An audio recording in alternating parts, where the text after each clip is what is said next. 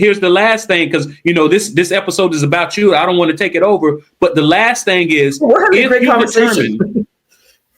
Oh yeah. So most people have you ever heard of a 1035 exchange? A 1031 exchange. I mean, correct. Yeah. So most people are aware. Go ahead.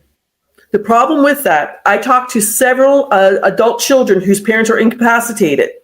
When you go and sell a 1031 exchange and don't know that you need to put that money back into a 1031 exchange, all those taxes come back due again.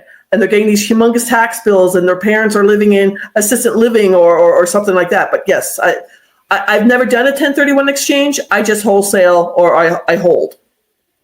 Yeah, and most people know about 1031 exchanges when it comes to taking money, profits from one property that you sell and put it into another property to avoid the taxes. A 1035 exchange, I don't know that. Sorry. What it does is it allows a person to take a life insurance policy that isn't performing well.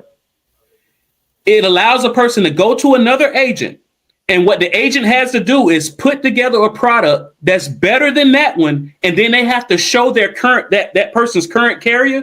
They have to show it to the carrier, and the carrier has to agree that what this new agent just did for you is better. And then once they agree that what they did for you is better, you're able to do a 1035 exchange and take a product that isn't performing well and put it into a product that is performing well, something that's averaging at least 7 to 10% tax-free annually. I have to apologize. I've never heard of a 1035 exchange, so excuse me. Well, you taught me a lot on this call. I'm glad I was able to teach you something. So how about this? What's the difference? And I'm sorry, we're right at 44. If you're willing to give me another 10 minutes, I would. I can talk. You're my last appointment of the day, so yes, we can talk. All right, perfect.